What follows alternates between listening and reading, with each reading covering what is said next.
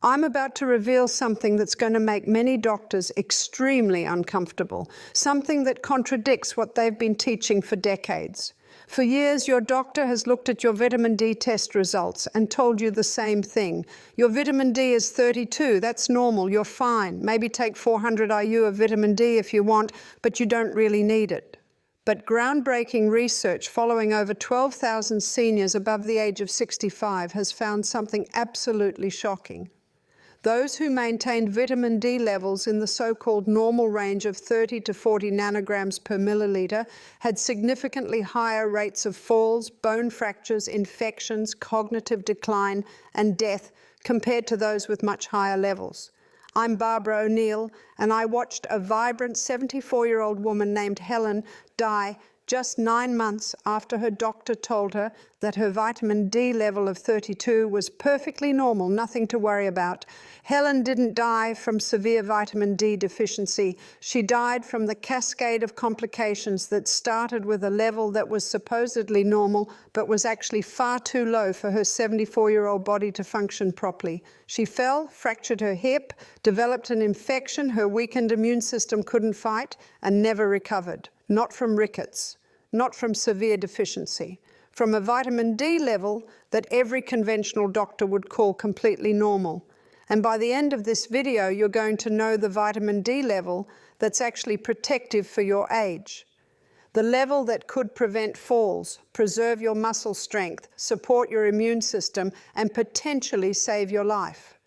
But I'm not going to tell you that exact number yet, because if I reveal it right now, some of you will write it down and leave without understanding why. You need to understand why seniors need dramatically higher vitamin D levels than younger people. You need to see what happens when levels are supposedly normal but actually insufficient for an aging body. You need the complete scientific picture before I give you the specific ranges your doctor should be targeting, but probably isn't.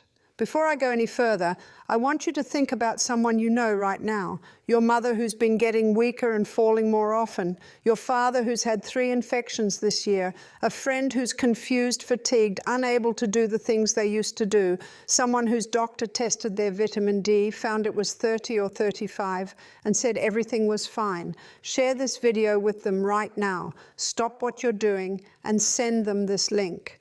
And subscribe to this channel, because what I'm about to reveal could literally save their life or their independence. The information you're about to hear is not widely known. Most doctors are still following outdated guidelines based on preventing rickets in children, not optimizing health in seniors, and people are suffering and dying because of it. Let me tell you Helen's complete story, because it's going to fundamentally change how you think about vitamin D forever. Helen was 74 years old when I first met her at one of my health seminars. She was an active, vibrant woman, full of energy and life. She loved her garden, spent hours outside tending to her roses and vegetables. She walked every morning with a group of friends from her neighborhood. She volunteered at her local library twice a week. She was living fully, independently, joyfully. Every year, Helen had a complete physical examination. She was conscientious about her health, always following her doctor's recommendations. During her annual checkup at age 74, her doctor decided to run a complete blood panel, which included a vitamin D test. This wasn't something he normally checked, but Helen had mentioned feeling slightly more tired than usual, so he added it to the panel just to be thorough. A week later, Helen received a call from her doctor's office with her results. Her nurse practitioner told her, "Your vitamin D came back at 32 nanograms per milliliter. That's right in the normal range. Nothing to worry about. Everything looks good." Helen was relieved. Normal meant healthy, right? Normal meant she could continue her active lifestyle without concern. Her doctor did suggest she could take a vitamin D supplement if she wanted to, maybe 400 IU daily, but he emphasized it really wasn't necessary since her level was already normal. Helen decided not to bother with the supplement. After all, if her level was normal, why would she need extra? She was getting plenty of sunshine working in her garden. She felt fine mostly. Just that slight fatigue, but she was 74. Wasn't some tiredness just normal at her age? But over the next few months, Helen started noticing things that worried her. Her legs felt weaker, especially when she was climbing stairs or getting up from a low chair. It wasn't dramatic. It was subtle. but it was there, a heaviness in her thighs that hadn't been there before. Her balance seemed slightly off too. She'd been walking the same route for years, but now she found herself being extra careful on uneven sidewalks, holding onto railings more than she used to. She mentioned this to her daughter during a phone call. "Mom, you should tell your doctor," her daughter insisted. "Maybe you need physical therapy or something." Helen called her doctor's office and described her symptoms. The nurse took a message and called back later that day with the doctor's response. "The doctor says this is just a normal part of aging. Your muscles naturally get a bit weaker as you get older. He recommends you keep walking, maybe add some light strength exercises, and make sure you're getting enough calcium for your bones." So Helen did exactly that. She kept walking, though it was getting harder. She tried doing some simple exercises at home, squats while holding onto the kitchen counter, but her legs felt so weak that even these basic movements were difficult. And she increased her calcium intake, drinking more milk, eating more cheese, even starting a calcium supplement. Her doctor had said calcium was important for bones, so she wanted to make sure she was doing everything right. But despite her best efforts, Helen continued to decline. 3 months after that vitamin D test that showed she was normal, Helen was walking on the sidewalk near her home when she tripped on a slightly raised section of concrete. It was a tiny elevation, maybe half an inch. A few months earlier, Helen would have easily caught herself, her leg muscles responding instantly to prevent a fall. But now her weakened muscles couldn't react fast enough. She stumbled forward, arms flailing, and only just managed to grab onto a nearby fence to stop herself from hitting the ground. Her heart was pounding. She was shaken. That was close, too close. She started using a walking stick after that, just as a precaution, just to feel more stable. Her friends asked her about it on their morning walks. "Oh, just being extra careful," Helen told them with a forced smile. But inside she was frightened. When had she become so unsteady? When had her strong, capable body become so fragile? Now, I want you to comment below right now.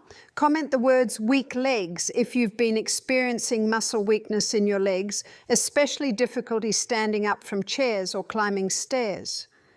This is a critical symptom that millions of seniors are experiencing, and most of them have no idea it's connected to their vitamin D levels. Their doctors have told them it's just normal aging, just like Helen's doctor told her.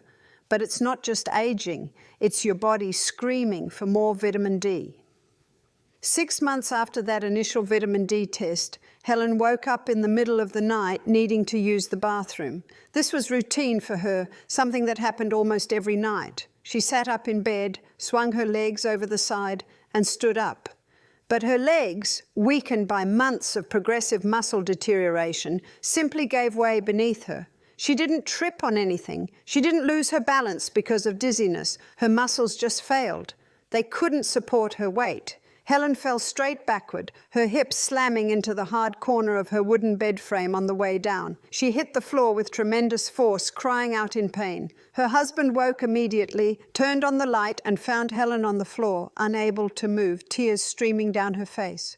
The pain in her hip was unlike anything she'd ever experienced before, sharp, burning, absolutely excruciating. He called 911. The paramedics arrived within 8 minutes. As they examined Helen on the floor, they noticed something beyond the obvious injury. Her skin was pale, almost translucent. Her muscle tone was visibly poor. One of the paramedics, an experienced woman who'd seen thousands of elderly patients, recognized the signs immediately. This wasn't just a random fall. This was a woman whose body had been weakening for months. They transported Helen to the emergency room. X-rays confirmed the worst. Fractured hip, broken completely through. She would need immediate surgery, a partial hip replacement. At 74 years old, this was serious. Hip surgery carries enormous risks for elderly patients. Infection, blood clots, pneumonia, complications from anesthesia, loss of independence, even if the surgery goes well. But the orthopedic surgeon explained there was no choice. Without surgery, Helen would never walk again. They scheduled the operation for the next morning. Before the surgery, the hospital ran a complete blood panel, which is standard procedure. This panel included a vitamin D test. The result came back at 28 nanograms per milliliter, lower than it had been 6 months earlier, still technically in what many labs call the normal range, which is typically listed as 20 to 50. But catastrophically low for a 74-year-old woman who needed strong muscles, good balance, and a robust immune system. The surgery went as well as could be expected. No immediate complications. But Helen's recovery was terrible from the start. Her muscles were so weak that physical therapy was brutally difficult. Tasks that should have been manageable, transferring from bed to chair, taking a few steps with a walker, were nearly impossible for her. The physical therapists were concerned. They'd seen plenty of hip replacement patients, but Helen's muscle weakness was more severe than they typically encountered. Then 1 week after surgery, Helen developed a post-surgical infection at the incision site. Her immune system, compromised by chronically low vitamin D, couldn't fight it off effectively. The infection required IV antibiotics and extended her hospital stay. 2 weeks after the initial surgery, still weak, still fighting the infection, Helen developed pneumonia. Her weakened body, spending too much time lying in bed, unable to move much, had allowed fluid to accumulate in her lungs. Pneumonia in a 74-year-old who's already weakened from surgery and infection is extremely dangerous. The medical team tried everything: strong antibiotics, breathing treatments, supplemental oxygen, but Helen's body was simply too compromised. Her immune system, starved of the vitamin D it desperately needed, couldn't mount an effective defense. Helen died 9 months after that initial vitamin D test that had come back normal. Her daughter was devastated and furious. They told her 32 was normal, she said to me through tears at Helen's memorial service. They told her she was fine. She was active, healthy, taking care of herself. How did this happen? How did my mother go from tending her garden to dead in less than a year? That's exactly the question we need to answer. How can a supposedly normal vitamin D level contribute to someone's death? And the answer is that 30 to 40 nanograms per milliliter is not normal for a senior. It's not adequate. It's not protective. It's a disaster waiting to happen. The so-called normal range was never designed to optimize health in older adults. It was designed to prevent severe deficiency diseases like rickets in children and osteomalacia in adults. But preventing severe deficiency is not the same as supporting optimal function. And seniors need optimal function to maintain their independence, their strength, their immune systems, and their lives. Now, I want you to comment your vitamin D level, if you know it, along with your age. Comment something like vitamin D 35, age 71, or don't know my level, age 68. I need to see what people are actually running, because what I'm about to tell you next is critical. You need to understand why seniors are physiologically different, why the standard guidelines simply don't apply to older adults. The first reason seniors need higher vitamin D levels is something most doctors never explain to their patients. As you age, your skin loses its ability to produce vitamin D from sunlight. This decline is dramatic and unavoidable. At age 70, your skin produces 75% less vitamin D from the same amount of sun exposure compared to when you were 20 years old. Think about that for a moment. If you spend 30 minutes in the sun at age 25, your skin might produce, let's say, 10,000 IU of vitamin D. But at age 75, that same 30 minutes in the sun produces only 2,500 IU. It's not that you're doing anything wrong. It's that your skin has fundamentally changed. The outer layer of your skin, the epidermis, becomes thinner with age. It contains less of a compound called 7-dehydrocholesterol, which is the precursor molecule that converts to vitamin D when exposed to UVB radiation from the sun. With less of this precursor present, less vitamin D can be produced no matter how much time you spend outside. But it gets worse. Most seniors spend significantly less time outdoors than younger people. They're not playing sports. They're not working outside. They're not lying on the beach. Many are spending most of their time indoors, and even when they do go outside, they're often wearing long sleeves, using sunscreen, or staying in the shade because they've been told to avoid sun exposure to prevent skin cancer. All of these factors combine to create a perfect storm of vitamin D deficiency in the elderly population. Even seniors who live in sunny climates like Florida or Arizona are often severely deficient because their skin simply can't produce enough vitamin D anymore. The second reason seniors need higher levels is that kidney function declines with age. And this has a direct impact on vitamin D metabolism that most people don't understand. You see, the vitamin D you get from sun exposure or from supplements is not immediately active in your body. It has to go through two conversion steps. First, it's converted in your liver to 25-hydroxyvitamin D. This is the form that's measured when you get your blood test. But this form is still not active. It then travels to your kidneys, where it's converted again to 1,25-dihydroxyvitamin D, which is the active form that actually does the work in your body. As you age, your kidneys become less efficient at this final conversion step. Studies have shown that kidney conversion of vitamin D decreases by approximately 50% between age 30 and age 80. This means that even if your blood test shows what appears to be an adequate level of 25-hydroxyvitamin D, your cells might not be getting enough of the active form because your aging kidneys can't convert it efficiently. So you need higher blood levels to compensate for this reduced conversion efficiency. What was perfectly adequate at age 40 is completely insufficient at age 75, even if the blood test number looks the same. The third critical reason, and this is the one that killed Helen, is that vitamin D is absolutely essential for muscle function and fall prevention. This is not widely known, even among doctors. Most people think vitamin D is just about bones, about calcium absorption, about preventing osteoporosis. But vitamin D receptors exist in every single muscle cell in your body. When vitamin D binds to these receptors, it triggers processes that maintain muscle strength, muscle coordination, and rapid muscle response. Without adequate vitamin D, your muscles literally cannot function properly. Studies have clearly demonstrated that seniors with vitamin D levels below 40 nanograms per milliliter have double the risk of falling compared to those with levels above 60. Think about what this means. Helen's level of 32 put her at dramatically increased risk of falling, but her doctor told her everything was fine. Her weak legs, her poor balance, her eventual catastrophic fall, all of this was predictable, preventable, if only someone had recognized that 32 was dangerously low for her age. When your muscles are weak from insufficient vitamin D, you can't catch yourself when you stumble. You can't stand up quickly from a chair. You can't climb stairs safely. Every movement becomes risky. And here's something that should terrify every senior and every doctor treating seniors. Falls are the leading cause of injury-related death in people over 65.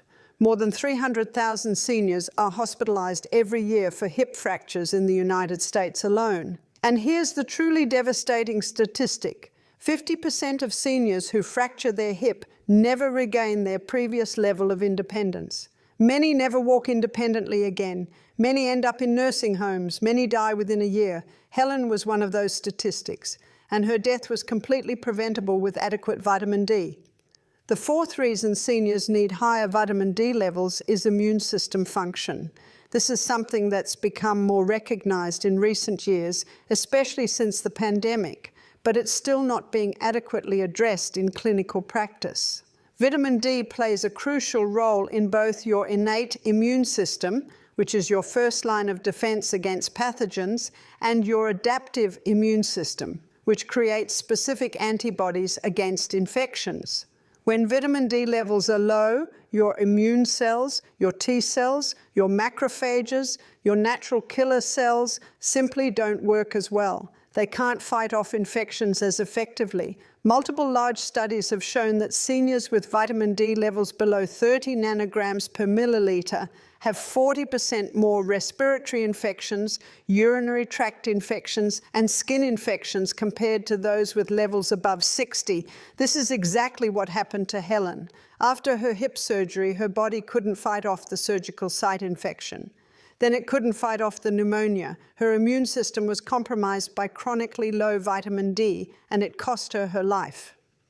Every winter we see waves of influenza, pneumonia, COVID, and other respiratory infections sweeping through senior populations. And every winter I see the same pattern. The seniors with the lowest vitamin D levels get sick most often and most severely. The fifth and final reason seniors need higher vitamin D is bone density and fracture risk. Now, everyone knows vitamin D is important for bones, but most people don't understand the mechanism or how critical adequate levels really are. Here's what you need to know. Vitamin D is required for your intestines to absorb calcium from your food. Without sufficient vitamin D, you can take all the calcium supplements in the world and very little of it will actually enter your bloodstream. It just passes through your digestive system unused. But it gets worse. When your blood calcium levels drop because you're not absorbing enough, your body responds by pulling calcium out of your bones to maintain blood calcium levels. This is called bone resorption, and it leads directly to osteoporosis. But here's the part that shocked me when I first learned about it. When you're taking calcium supplements, but you don't have adequate vitamin D to direct that calcium into your bones, where does the calcium go? It doesn't just disappear. It gets deposited in your soft tissues, your arteries, your heart valves, your kidneys. This is called vascular calcification, and it contributes to heart disease, kidney stones, and arterial stiffness. So the cruel irony is that seniors who are deficient in vitamin D and taking calcium supplements, which is extremely common, are actually accelerating arterial calcification while their bones continue to deteriorate. They're harming themselves by following their doctor's advice to take calcium without adequate vitamin D. Studies have shown that seniors with vitamin D levels below 40 nanograms per milliliter have progressive bone density loss and significantly increased fracture risk. Those with levels above 60 maintain better bone density and have dramatically fewer fractures. Helen's hip didn't just break because she fell. It broke because months of insufficient vitamin D had made her bones brittle and her muscles too weak to prevent the fall in the first place. It was a perfect storm of vitamin D deficiency affecting both her bones and her muscles simultaneously. So those are the 5 critical reasons why seniors need higher vitamin D levels than younger people. Reduced skin production, decreased kidney conversion, muscle function and fall prevention, immune system support, and bone health with proper calcium utilization. Every single one of these factors is affected by aging, and every single one requires higher vitamin D levels to function properly in an older body. But I still haven't told you what those levels should be, and that's intentional because you need to understand where the current normal range came from and why it's completely inadequate. The traditional guideline, the one that says 30 to 50 nanograms per milliliter is normal and sufficient, came from studies focused on preventing rickets in children and osteomalacia in adults. These are severe bone diseases caused by extreme vitamin D deficiency.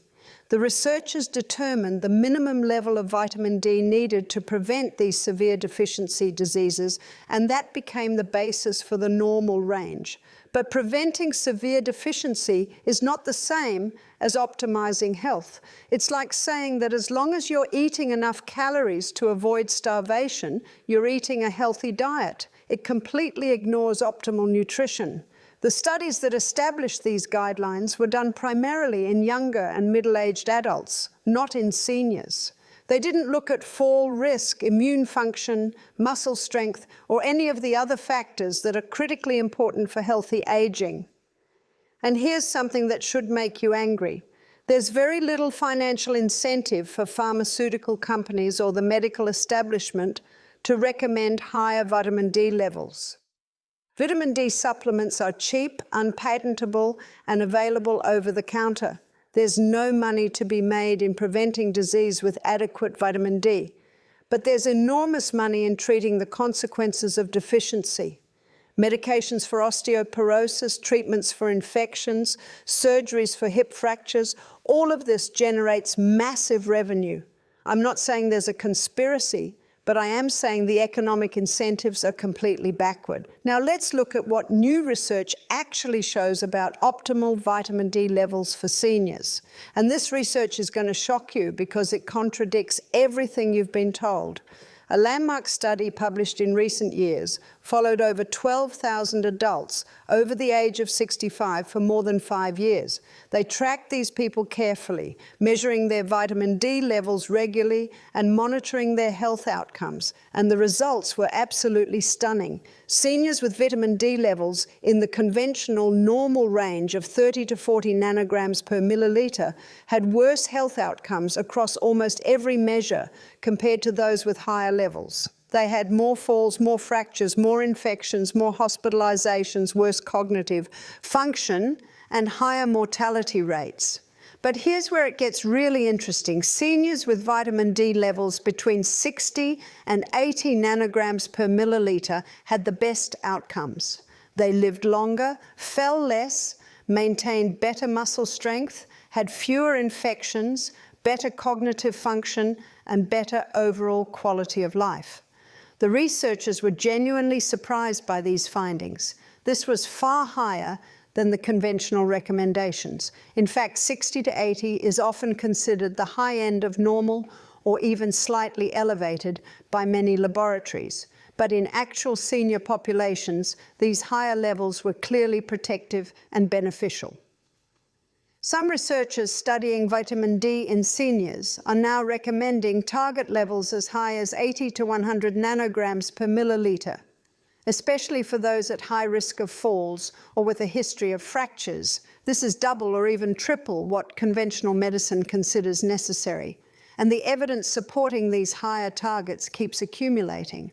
Another study looked specifically at fall prevention. They took seniors with low vitamin D, randomized them to either low-dose supplementation, aiming for levels around 30 to 40, or high-dose supplementation, aiming for levels around 60 to 80. The results were dramatic. The high-dose group had 40% fewer falls over the one-year study period, 40% fewer falls just from maintaining higher vitamin D levels. Think about how many hip fractures, how many deaths, how many losses of independence could be prevented if every senior maintained vitamin D levels above 60. It would save thousands of lives every single year and billions of dollars in healthcare costs. But most doctors are still telling their senior patients that 32 is fine, that 35 is normal, that they don't need to do anything. It's medical negligence based on outdated information and inadequate guidelines. But I want to be clear about something important. Vitamin D levels, like blood pressure targets, are not exactly the same for every single person. They need to be individualized based on your specific age, your health conditions, your risk factors. Let me tell you about Martha to illustrate how dramatic the improvement can be when levels are optimized. Martha was 79 years old when she came to me. She'd been getting progressively weaker over the past year. She'd fallen twice in the previous 6 months, once in her kitchen and once in her bathroom. She was terrified. She'd started using a walker because she didn't trust her legs anymore. Her daughter had to help her with grocery shopping, with cooking, with basic activities of daily living. Martha felt like she'd aged 20 years in just 12 months. I asked her if her doctor had checked her vitamin D. "Oh yes," she said. "It came back normal, 34, I think." I explained to Martha that 34 was not adequate for a 79-year-old woman. It was nowhere near adequate. With her permission, I ordered a new vitamin D test to confirm her current level. It came back at 31, even lower than before. We immediately started Martha on 5,000 IU of vitamin D3 daily, along with vitamin K2 and magnesium, which I'll explain the importance of later. 3 months later, we retested. Her level had risen to 68 nanograms per milliliter. And Martha's transformation was remarkable. She told me her legs felt stronger, more stable. She wasn't afraid to walk anymore. She'd put away the walker and was using just a cane now, and only for longer walks. 6 months after starting proper supplementation, Martha's vitamin D level was stable at 72. She'd stopped using the cane entirely. She was shopping independently again, cooking her own meals, even working in her small garden. Most importantly, she hadn't fallen once in those 6 months. Not once. 2 years later, Martha is still doing wonderfully. Her vitamin D level stays between 70 and 80 with her daily supplementation. She's active, independent, and living fully. I can't believe I wasted a year feeling weak and scared when all I needed was vitamin D, she told me. My doctor told me 34 was normal. How was I supposed to know it wasn't enough? Let me tell you about Frank, whose story is even more dramatic. Frank was 82 years old when his family brought him to see me. They were deeply concerned. Frank had been declining rapidly over the past 8 months. He was confused, forgetful, sometimes didn't recognize family members. He was weak, barely able to walk from room to room, even with assistance. His primary care doctor thought it might be early-stage dementia or possibly a series of small strokes.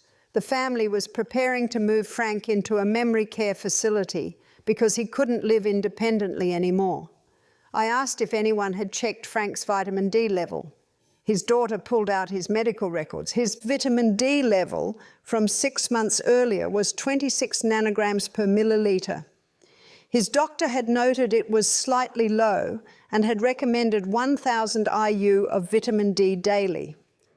Frank had been taking that dose for months with no improvement. I explained to the family that 26 was severely deficient, not slightly low, and that 1,000 IU was nowhere near enough to correct such a severe deficiency in an 82-year-old man. With close monitoring and medical supervision, we started Frank on 10,000 IU of vitamin D3 daily, which is a high therapeutic dose. We tested his levels every month to make sure we weren't raising them too quickly. After 1 month, his level had risen to 42. After 2 months, it was 58. After 4 months, it had reached 72 nanograms per milliliter.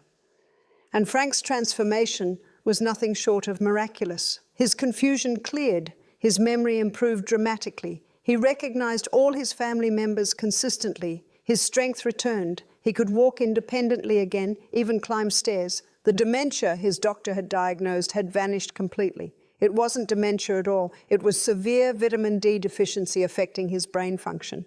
Frank never moved into the memory care facility. He's still living independently in his own home 3 years later, maintaining his vitamin D level between 70 and 85 with daily supplementation.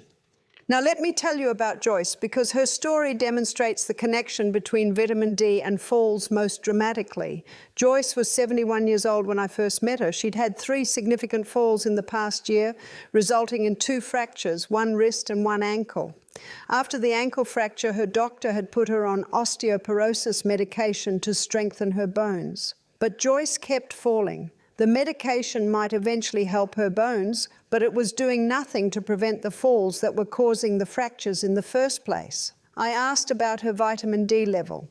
"It's been checked," Joyce said. "The doctor said it was 38, which is normal."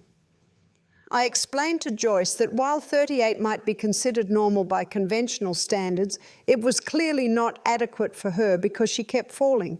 We needed to get her level much higher to strengthen her muscles and improve her balance. We started Joyce on 8,000 international units of vitamin D3 daily. 6 weeks later, her level had risen to 58. 3 months later, it was 78 nanograms per milliliter, and Joyce noticed immediate changes. Her legs felt stronger. Her balance was noticeably better. She felt more stable walking, more confident moving around. The fear that had been plaguing her since her falls started to fade. It's been 3 years since Joyce optimized her vitamin D level.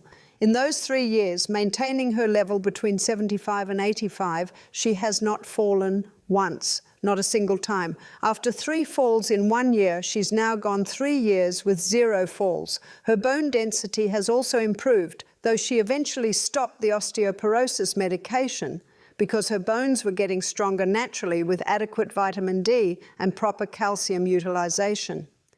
"Why didn't my doctor tell me that 38 wasn't enough?" Joyce asked me. "If I'd known, I could have avoided 2 broken bones and years of fear." Now comment your age and whether you've experienced falls or fractures in recent years.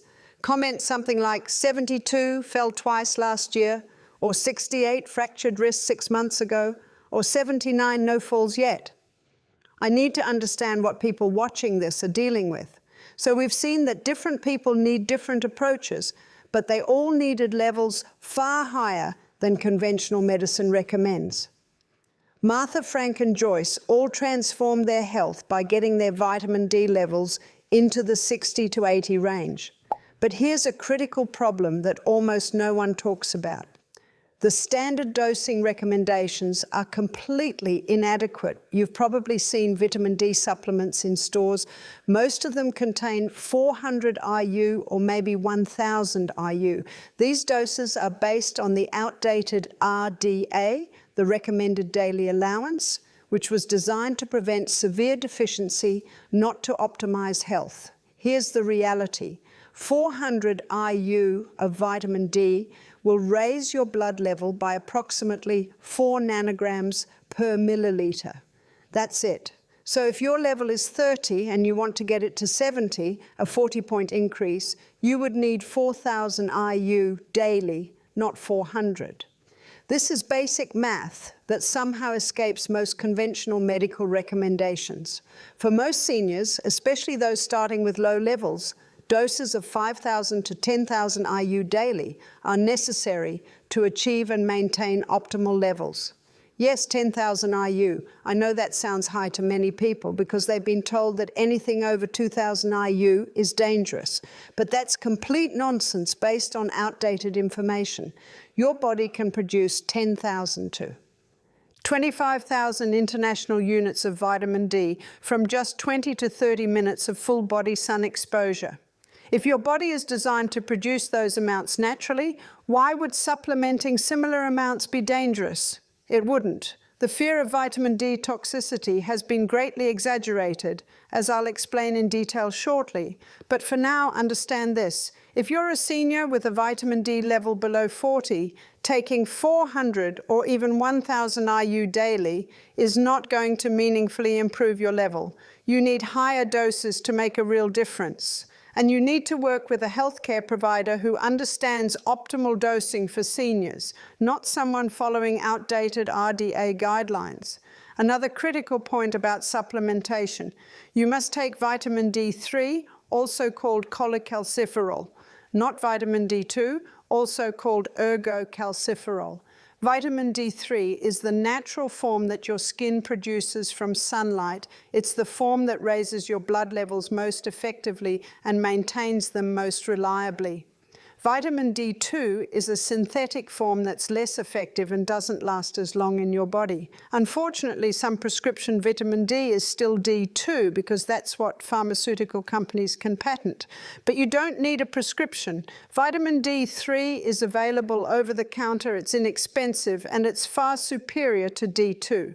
Also, vitamin D is fat soluble, which means it's absorbed much better when taken with food that contains some fat. Taking it with your breakfast or your largest meal of the day will maximize absorption.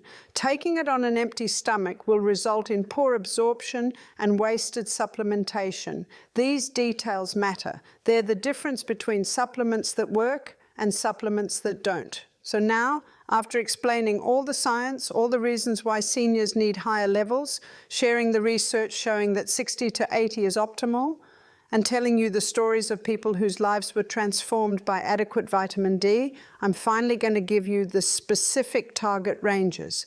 But please remember, and this is crucial, these are general guidelines based on current research and clinical experience.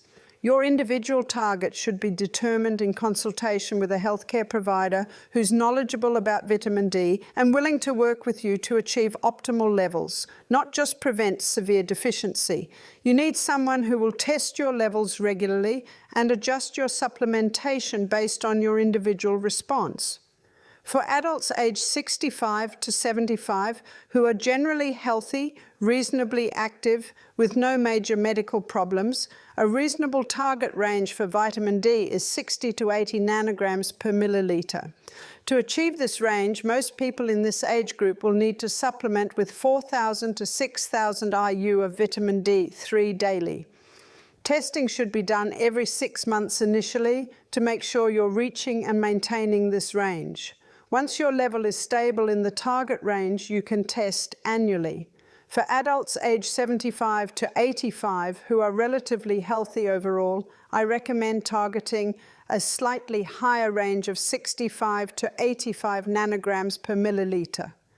Notice this is higher than the younger group. This is because the older you get, the less efficiently your body produces, converts, and utilizes vitamin D. Higher blood levels compensate for this decreased efficiency.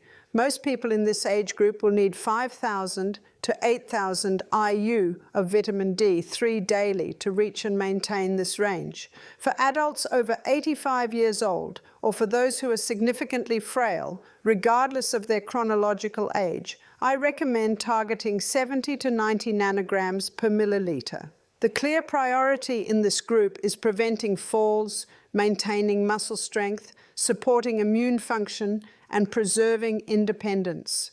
Research clearly shows that these higher levels are protective and beneficial in very elderly and frail populations. Most people in this category will need 6,000 to 10,000 IU of vitamin D3 daily.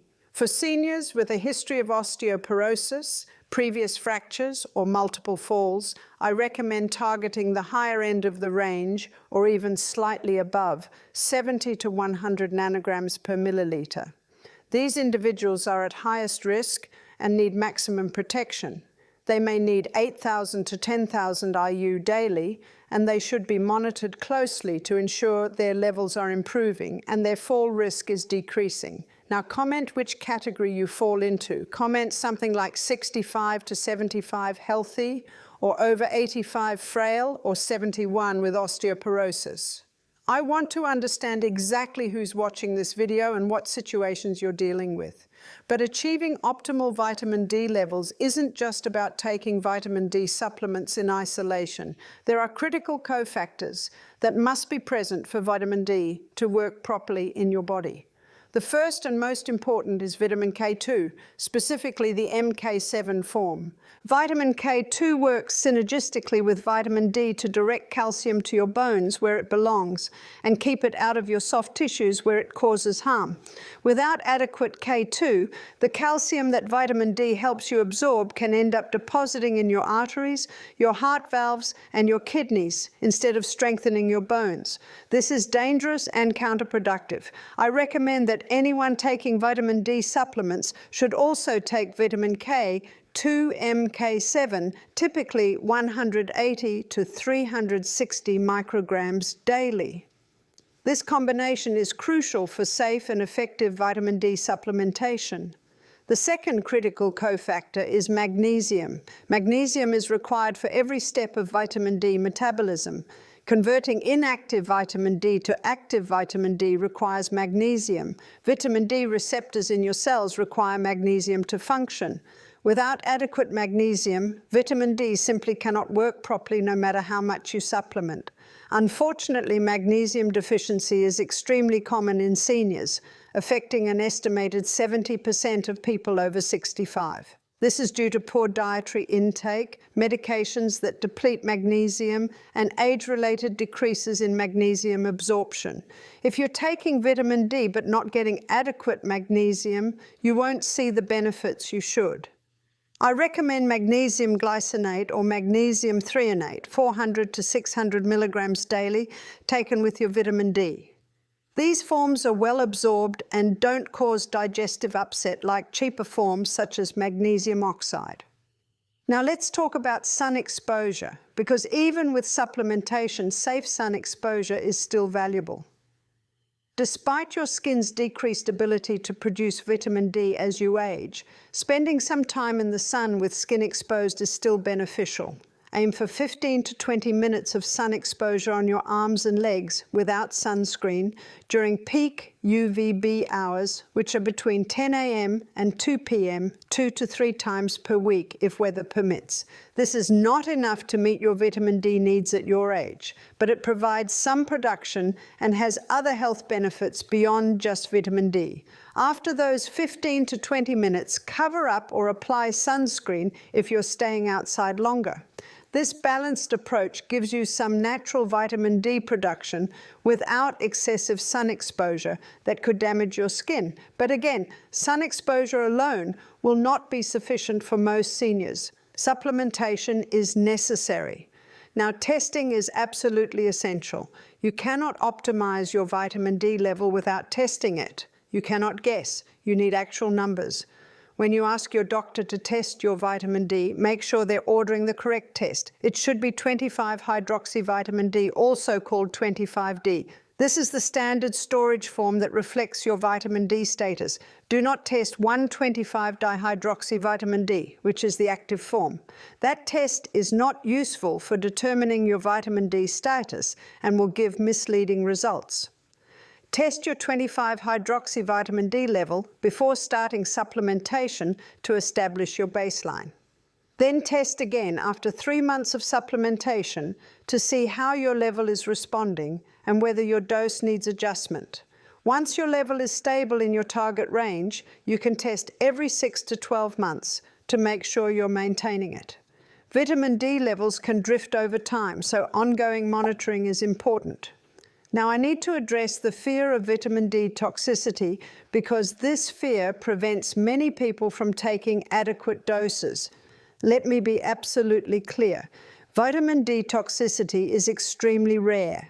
It requires sustained blood levels above 150 to 200 nanograms per milliliter, which is far higher than anything I'm recommending. You would have to take massive doses, typically 40,000 IU or more daily for many months, to even approach toxic levels. The doses I'm recommending, 5,000 to 10,000 IU daily for most seniors, will not cause toxicity. It's virtually impossible. Studies have shown that doses up to 10,000 IU daily can be taken safely long-term without any risk of toxicity. Your body has multiple regulatory mechanisms that prevent toxicity at these doses. The fear of vitamin D toxicity is grossly exaggerated and is preventing millions of people from achieving optimal levels. Here's what you need to understand. The risk of vitamin D deficiency is killing millions of people worldwide through falls, fractures, infections, and immune dysfunction. The risk of vitamin D toxicity at recommended supplementation doses is essentially zero. We're so worried about a theoretical risk that almost never happens that we're ignoring a real risk that's causing massive suffering and death every single day. That said, if you're taking doses above 8,000 IU daily and your vitamin D level rises above 100 nanograms per milliliter, it's prudent to have your blood calcium level checked to make sure it's not elevated. Elevated blood calcium is the primary concern with vitamin D toxicity, and it's easily detected with a simple blood test. But again, at the doses I'm recommending for most people, 5,000 to 10,000 IU, and at target levels of 60 to 90 nanograms per milliliter, calcium elevation is not a concern. The signs of vitamin D toxicity, which again is extremely rare, include nausea, vomiting, weakness, and frequent urination. These symptoms only occur at very high blood levels, typically above 150 nanograms per milliliter. If you're monitoring your levels regularly, as I recommend, you'll never get anywhere close to toxic levels. The bottom line is this: for the vast majority of seniors, the risk of taking too little vitamin D is far, far greater than the risk of taking too much. Don't let fear of toxicity prevent you from achieving optimal levels. Work with a knowledgeable healthcare provider, test your levels regularly, and supplement adequately. It's safe and it's necessary. Let me bring this all together by coming back to Helen's story. Helen's death was completely, utterly preventable. If her doctor had understood that a vitamin D level of 32 was dangerously inadequate for a 74-year-old woman, if he had recommended 5,000 IU daily instead of telling her she didn't need supplementation, if he had retested her level after a few months to ensure it was rising appropriately, Helen would be alive today. Her muscles would have remained strong. Her balance would have stayed good. She wouldn't have fallen. She wouldn't have fractured her hip. She wouldn't have developed that infection. She wouldn't have developed pneumonia. She would still be tending her garden, walking with her friends, volunteering at the library, living fully and independently. But instead, she's dead. And thousands of other seniors are following the same path right now. They're weak, they're falling, they're getting infections, they're declining, and their doctors are telling them their vitamin D is normal when it's actually far too low. This has to change. The medical establishment has to update its guidelines based on current research showing that seniors need levels of 60 to 80, not 30 to 40. Doctors have to stop relying on outdated RDA recommendations and start prescribing adequate doses of 5,000 to 10,000 IU daily for most seniors. And you have to advocate for yourself because your doctor might not know this information or might not be willing to deviate from standard guidelines. So here's what I want you to take away from this video. First, if you're over 65, a vitamin D level of 30 to 40 nanograms per milliliter is not adequate. It's not protective. It's putting you at risk for falls, fractures, infections, and decline. Second, you need to target a level of 60 to 80 nanograms per milliliter minimum, possibly higher if you're frail, have osteoporosis, or have a history of falls. Third, to achieve these levels, most seniors need to supplement with 5,000 to 10,000 IU of vitamin D3 daily, not the 400 to 1,000 IU that's commonly recommended. Fourth, you must also take vitamin K, 2-MK7, and magnesium along with your vitamin D for it to work properly and safely. Fifth, you need to test your levels regularly, starting with a baseline test, then testing every 3 to 6 months until you're stable in your target range, then annually thereafter. Sixth, the fear of vitamin D toxicity is greatly exaggerated. The doses I'm recommending are safe and will not cause toxicity. And finally, you need to advocate strongly for yourself. Don't accept normal without seeing the actual number. Don't let your doctor tell you 35 is fine. Ask for higher doses if you need them. Find a healthcare provider who understands optimal vitamin D levels for seniors if your current doctor won't work with you on this. If this video has given you information that could prevent a fall, that could preserve your independence, that could literally save your life, please share it right now. Share it with your friends over 65. Share it with your parents or grandparents. Share it with anyone you know who's weak, falling, getting frequent infections, or whose doctor has told them their vitamin D is normal without explaining what that number actually was. This information could save their life. Subscribe to this channel because my mission is bringing you accurate, current, evidence-based health information that your doctors might not know yet or might not have time to explain properly. Medical guidelines change slowly. Research takes years or even decades to filter down into everyday practice. I'm bringing you the most current information right now, today, so you can make informed decisions about your health and take action before it's too late. Now comment one of 3 things. Comment too low if you know your vitamin D level and it's below 60. Comment perfect if your level is in the 60 to 90 range. Or comment getting tested if you don't know your level but you're going to ask your doctor to test it. I want to see what people are thinking after watching this video.